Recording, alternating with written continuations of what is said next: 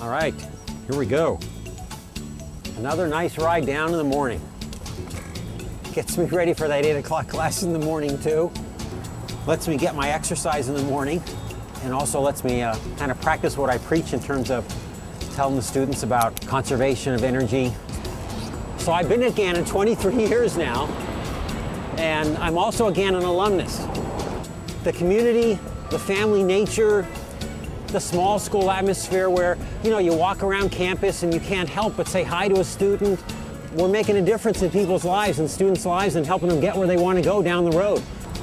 One of the important things about choosing where you want to go to school or where you want to spend the rest of your life as a professional is choosing a place that has a great quality of life and just a beautiful place to live.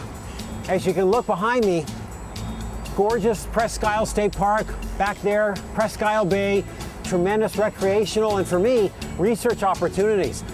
Well, kind of a brisk ride in this morning, but ready to start teaching. Well, we're headed off to Ecosystem Biology and Evolution, which is the third class that our majors take. It's a little bit of evolution, a little bit of ecology, a little bit of animal behavior stuff. In 1985, we had tornadoes come through Northwest PA.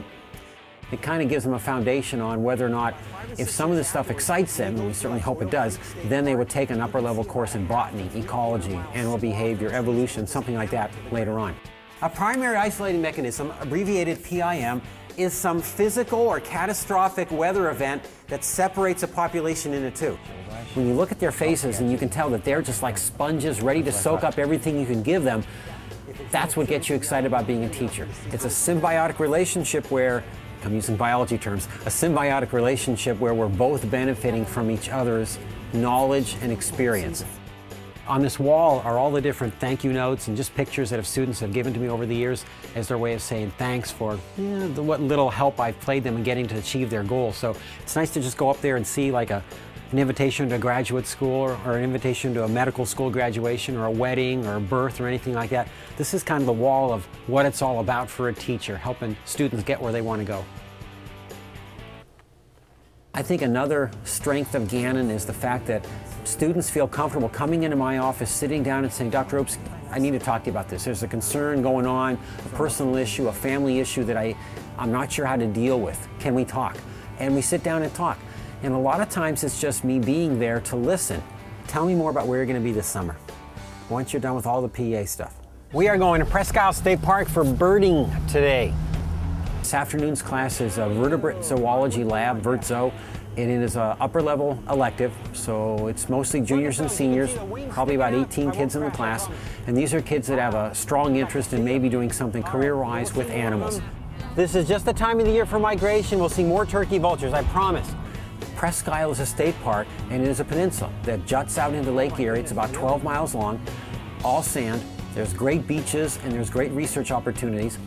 I can go out to Presque Isle State Park and be there in 10 minutes with my class, and we can be doing exciting research projects with bats, with birds, with snakes, with amphibians, and it's free admission, so we can get there easily, and the students then can go back on their own and experience those same trails, those same places, the same fun things that we get to do in lab, they can do on their own later on.